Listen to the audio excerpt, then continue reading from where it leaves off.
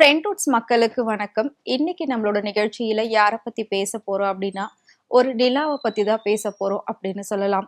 So நிலா அப்படின்னாலே நிலா பாடல்கள் தான் முதல்ல நமக்கு ஞாபகத்துக்கு வரும்.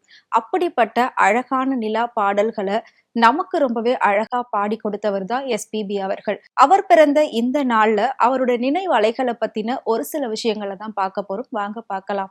1946 ஜூன் 4 பிறந்திருக்காரு எஸ்பிபி அவர்கள்.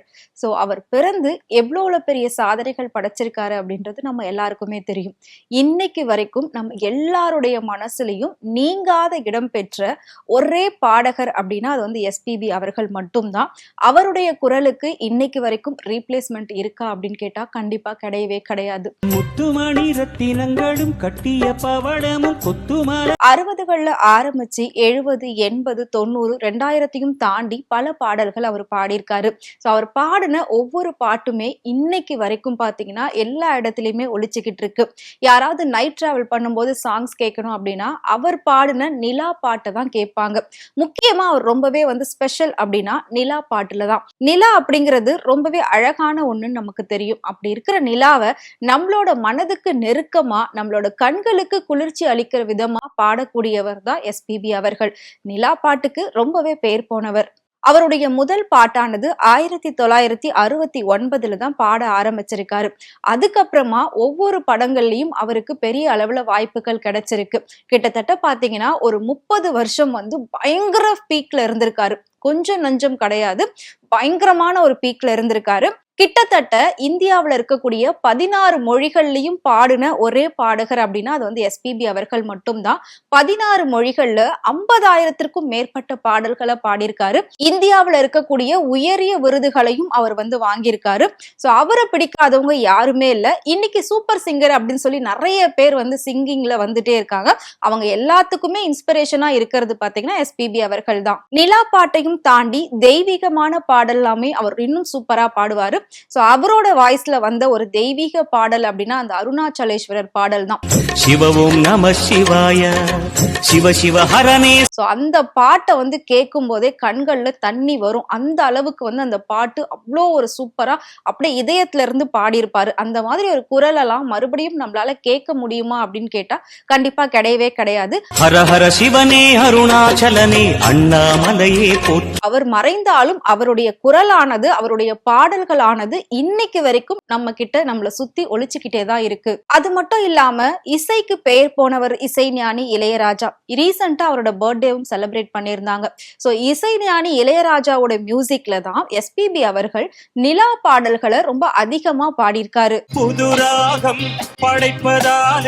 இவங்க 2 பேரோட காம்போ அப்படின்னாலே அந்த படம் அந்த பாடல் அமோக வெற்றி அப்படிங்கறதுல எந்த ஒரு மாற்றமும் இல்லாத ஒரு காலகட்டம் இருந்திருக்கு. நிலா பாடல்கள்னு நிறைய பாடியிருக்காரு.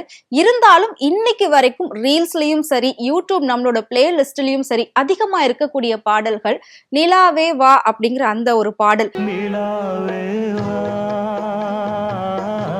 அம்மாடியோ நீதான் இன்னும் சிறு பிள்ளை அப்படிங்கிற அந்த ஒரு லைனு ரீசெண்டா பயங்கர ட்ரெண்ட் ஆச்சு.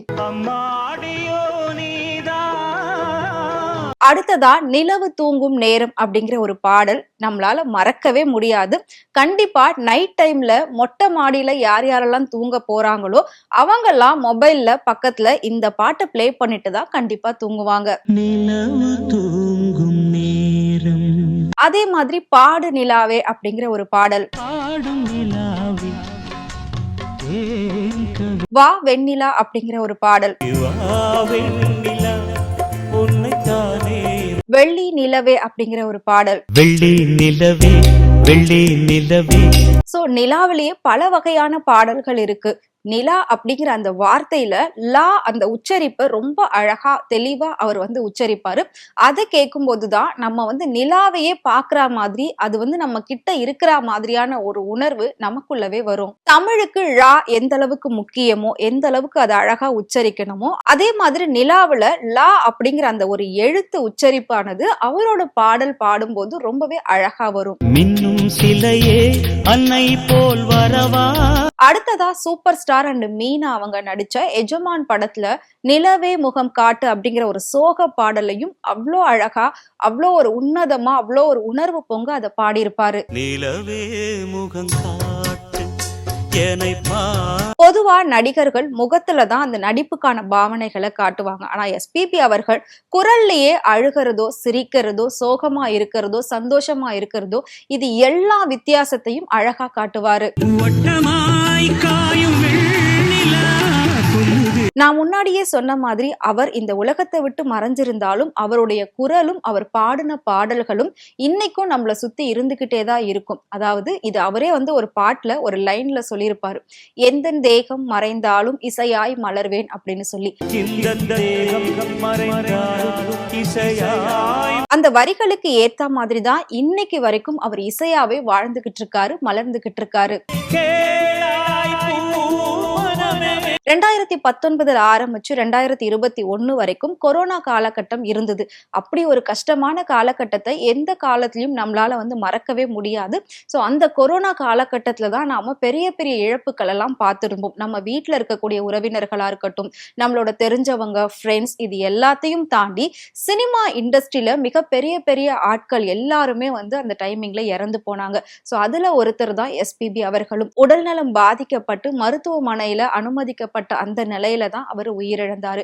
அந்த ஒரு இழப்ப, அந்த ஒரு நாளை இன்னைக்கு வரைக்கும் நம்மளால மறக்கவே முடியாது. செப்டம்பர் மாசம் 25ஆம் தேதி 2020 தான் எஸ்பிபி அவர்கள் உயிரிழந்திருக்காங்க. ரீசெண்டா அவர் அடக்கம் பண்ண இடத்துல மிகப்பெரிய ஒரு ஸ்டாச்சு அவருக்காக திறந்தாங்க. அவரோட ஒரு நினைவு மண்டபம் மாதிரி அங்க கட்டுறதுக்கான நிறைய பிளான்ஸ் எல்லாமும் பண்ணிருக்காங்க. பட் அதுக்கு முன்னாடி அவர் நின்னுட்டு பாட்டு பாடுற மாதிரியான ஒரு ஸ்டாச்சு ஓபன் பண்ணாங்க. அதுக்கு எல்லா சிங்கர்ஸும் போயிட்டு கலந்துக்கிட்டாங்க.